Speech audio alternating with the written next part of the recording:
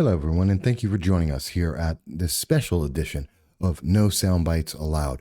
We're happy to be here with you, and we're going to be starting off with I am Michael Voss, Dragon of the Southern Tier, and No Soundbites Allowed is a long-form political commentary. We've been doing it for about 10 years now. We're happy to have you here if it is your first time. Today, we're just going to be talking about something that obviously everyone is talking about: the presidential debate, the second and last presidential debate for the 2020 election. Everyone has been very excited about it. There is a lot of commentary. And as you can see right now, C-SPAN is doing the second playthrough of the entire debate so that people can see that. And I like to go to C-SPAN on these things so I can hear the debate only and not the commentary of other individuals. But during the debate, I was also tweeting a lot as we were going through the debate on the various issues that were there. Some of the statements made by Vice President Biden that were, some of them nonsensical, some of them contradictory, some of them, well, he led himself into the problems that came up when he mentioned the Ukraine, when he brought up China, with the fact that we know, and it just came out. I mean, literally, for the last couple of days, we had the New York Post being banned by Twitter, being suppressed by Facebook, and being hidden and shadow banned by Google. And we've seen that this ongoing investigation into what appears to be corruption by Joe Biden while he was vice president, it's just starting to get crazy. And as you can see, just before the debate today, Tucker Carlson of Fox News came out with a blockbuster of news talking about how there was one of an associates of Hunter Biden came out, says he has he has 3 different phones filled with tweets and emails connecting Joe Biden to Hunter Biden to payments from the China and other countries, something that is expressly wrong. It is illegal. It is a corruption scandal. And so Joe Biden walked right into that, bringing up China, bringing up the Ukraine, trying to go back to Russian collusion with President Trump, and having President Trump clearly and easily point to, hey, you're the big guy, you're the chairman, as identified in these emails that have been verified by the FBI, by the Department of Justice. I mean, Joe Biden's there saying, well, it's not real. It's not real. You mean the FBI is completely wrong? He's saying, well, there are individuals, security personnel who have said, former security personnel who said that, this is all fake. It's all Russian interference. Except those people aren't the FBI. They don't have access to the laptop that has been verified being owned by Hunter Biden. These individuals are making statements without any evidence. That's just their opinion. The FBI is speaking about the evidence that they have in hand, and according to the news briefing just before the debate, they got even more evidence and an eyewitness. This doesn't look good for Biden. This doesn't look good for Biden at all. So this is a problem. And there were other issues that Biden mentioned, like when he mentioned, and I think I have it here prepared for you folks. Of course I don't. When he had mentioned that he was talking about fracking, and he said, no, the fracking, that's just not real. It's not a true story. It doesn't exist. Sure it does. It absolutely exists. And in fact, and I'm just getting the story for you folks, so bear with me as I do that. And here it is. In fact, Joe Biden says, I never said that I'm going to ban fracking. Except when you go to the Pittsburgh Post-Gazette from September 1st of 2020, and one of the first paragraphs they're talking about is mentioning Biden is saying that, no, he's not trying to ban fracking, except they highlight that during a CNN debate on July of 2019, Biden said, and I quote, "We would make sure it's eliminated," when asked if there would be a place for, quote, "fossil fuels, including coal and fracking." It's not the only time that he said that. Now, they also highlight another time in a debate in March, Senator Bernie Sanders saying, "I'm talking about stopping fracking as soon as we possibly can." "So am I," said Mr. Biden, adding, quote, "no more, no new fracking." So again, he is talking about banning fracking. And again, this is a subject where Joe Biden put his own foot in his mouth and he lied to the American people, talking about the Green New Deal, which he has supported, that is on his website, where he has identified, and it's been spoken about by many people, that he does use the Green New Deal. He is taking Alexandria Ocasio-Cortez, AOC's idea, and he's running with it. And yet he keeps saying, well, no, I'm not into the Green New Deal. Now, I say all that because even though it's not the point, it is what everyone is talking about. I don't want to talk about that because there's something else that's, I think, just as important, perhaps even more important to talk about. Because while all of these issues were coming up and they were being spoken about and they are being tweeted about, excuse me, one of the things that was very important is that Twitter decided to take action.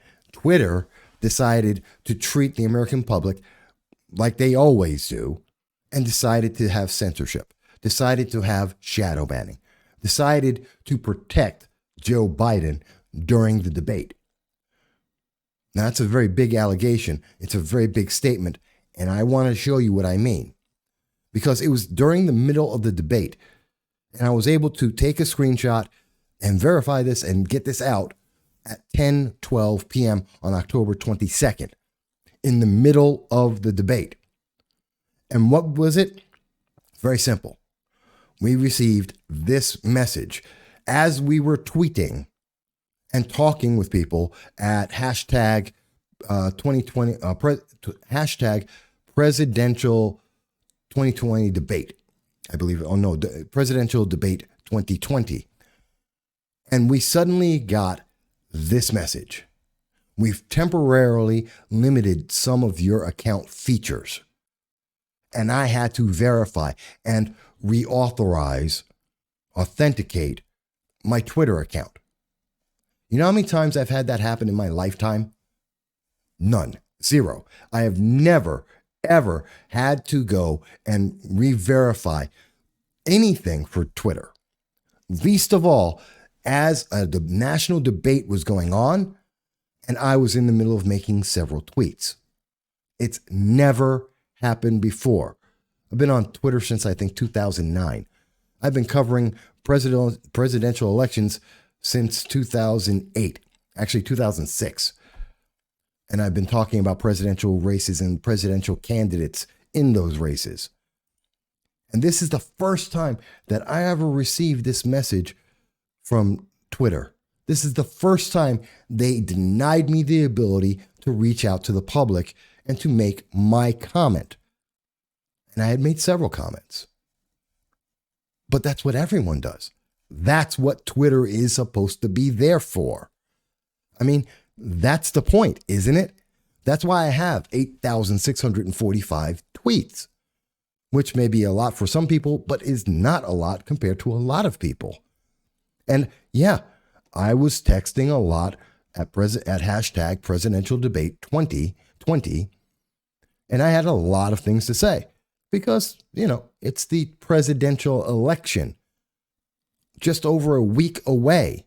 Of course I am. And the candidates are debating each other. So yes, I was making my comments known as a supporter of President Trump, as a Republican, as someone who is concerned about who is going to win the presidential race for America. Of course. Excuse me. And millions of Americans were doing the same thing. But And I've seen at least one other person who has identified they had this same thing, that they were hit with this same kind of message because they were tweeting and they were pro-Trump. Now, I would love to hear and see that other news agencies. I sent it out to everyone who was following the hashtag presidential debate 2020. I sent it out to my local talk news radio program. Sadly, there's only one. I sent it out to the local news media organizations in this area. And I sent it out to a couple of people who, of course, I follow. I think they're very interesting. I've met Robert Davi before. I've met David Webb down at CPAC in 2019 and 2020. And I've spoken with him personally at those events. And I follow Timcast. So, yeah, I have them in there too, because I know they follow these kind of things. And I would love to send it out to James Woods as well. And if Mr. Woods, if you ever happen to see this video in some miracle of a way, please use your influence and find out how many people in America were forced to re-authenticate and denied the ability to speak with their fellow Americans about an election that affects all Americans, that Twitter wanted to stop us from doing, because Twitter has a political bias. And there is no excuse for why they did it, other than to stop me from saying something, other than to protect a political candidate that they wanted to support. That's straight up political bias.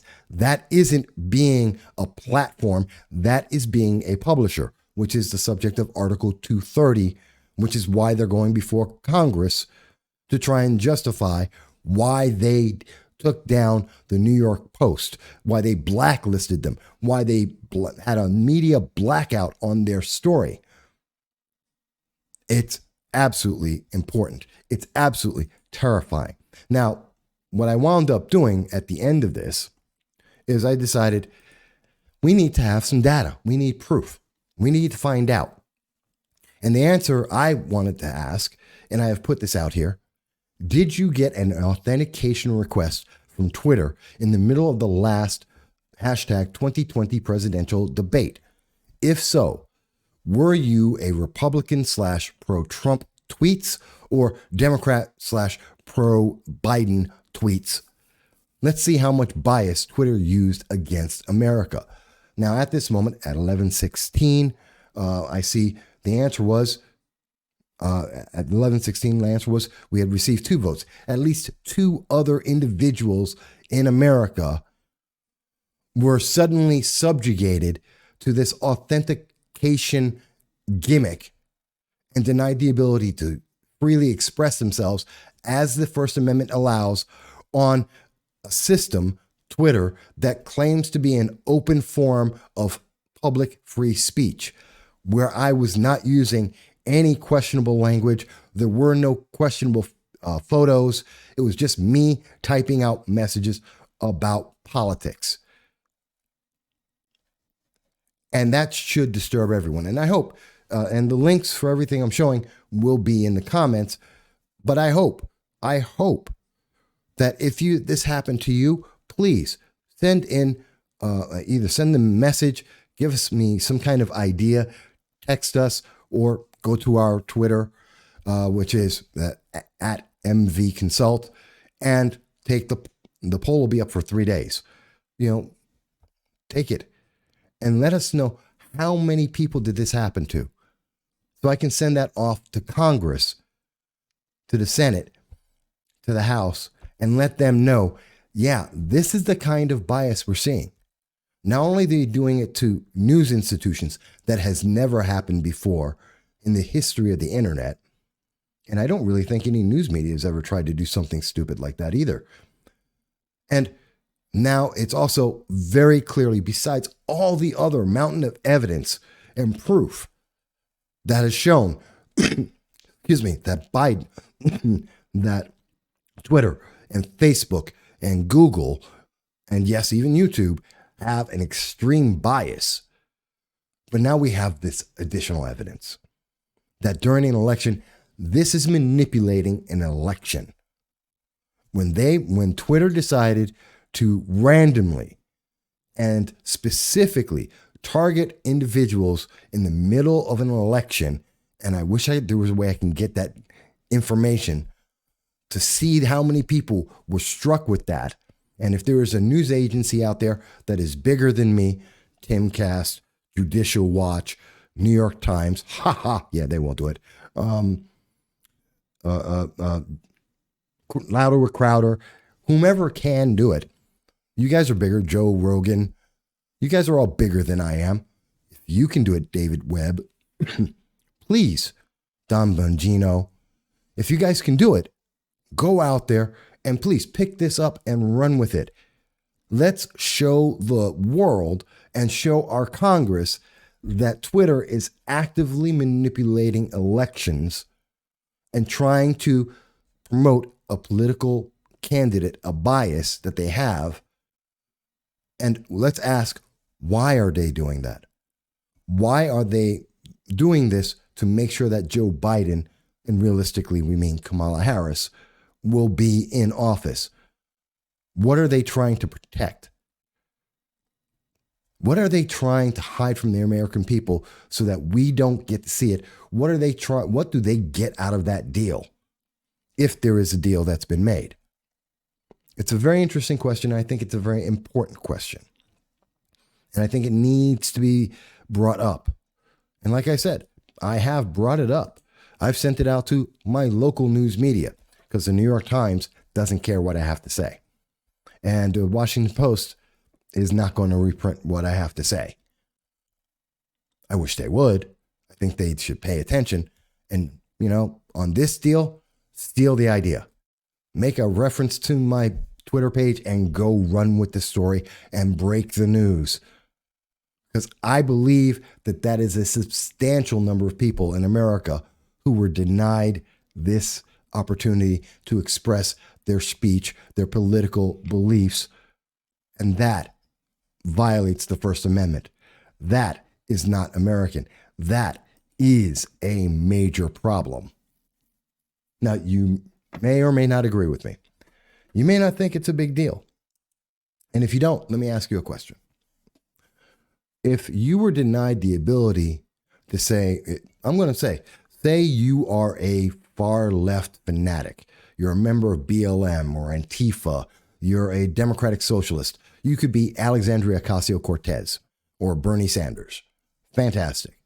And you're out there and you're saying, hey, Biden has to win because Orange Man bad. That's what you want to say. And matter of fact, maybe you wanted to type out Orange Man bad. And all of a sudden, Twitter said, in the middle of a series of tweets with no problems, they suddenly say, hey, you're blocked. Go authenticate and verify that you truly exist, that this is your account. What would you be saying right now? What if you found out that other people, at least one friend of yours and other people that you speak with on Twitter, had the same thing happen? What would you suddenly say? Would you say, oh, that's all right. It's just a routine thing. Happens every Thursday at 10:30 at night. Happens all across the nation. It's normal. Or are you going to say, hey, why is Twitter shutting down my voice in this important election when I had a point to make because everyone needs to know Orange Man bad? If that's what you wanted to say, and you think that was going to change someone's mind, or maybe you just wanted to get it off your shoulders and just say it, and they took that right away from you. They told you, you don't get to say that. You aren't worth saying that. You are less than an American. You're less than free. Because Twitter is a giant. Because they've got money and they've got power, and you don't. Would you accept that answer from the far left against your far left policies, principles, candidates? I would love to hear someone tell me, Mike, let me explain how you don't get it. Let me tell you why you're wrong. But I can tell you this, there is no answer, because we all understand, no matter whether you're a libertarian or conservative, you're a Democratic Socialist, you're a Republican, we all have the same feeling when it comes to our First Amendment rights. And when someone is denying us our rights, we speak up. Well, that's what this is about. So I think, yes. Do I think that President Trump won the election? Absolutely. The debate? Yes, I do. I think he stomped on Biden because even without having to interrupt, even with the mics being muted, all of that, we saw Trump make key points and he made them big. And we saw big gaffes and mistakes and lies coming straight from Biden's mouth. And we saw that Kirsten Welker did everything she possibly could to try and help Biden, making sure that Biden got the last word on every question and trying to cut off President Trump at every time that he wanted to make a response. Fine. That's what I think about that debate. You may tell me I'm wrong. You may say, hey, Mike, no, it's okay. Just because Biden lied several times doesn't matter. Just because he brought up and tried to run away from the scandal with his son, Hunter, and the fact that there's now a serious question of corruption that needs to be investigated.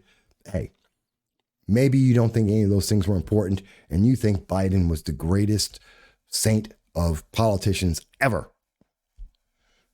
And even if you think that, I cannot see how you would say to me, Mike, it's not un-American. It's not a violation of the First Amendment to cut people off, to suddenly silence their voice, especially when it has to deal with an election. But I look forward to hearing your comments. I like hearing your thoughts. Tell me if you agree, if you disagree. Leave me a message either here on Facebook. You can find us on Parler, or you can go on to sending us an email. I'm going to go now because my voice is going, but I thank you for watching this special episode, and I look forward to what you have to say. Thank you, folks. Bye. Oh, and don't forget, Sunday, 2:30, excuse me, on Sunday, 2:30 p.m. Eastern Standard Time, we are going to be live, and we'll be doing a live stream covering a lot of the issues throughout this week and other things that have happened at that time. And on Monday, and on Sunday, we'll be announcing a special guest that we'll be having on the show on Monday. It's going to be a big guest, so we'll talk more about that soon. But otherwise, I'll talk to you soon.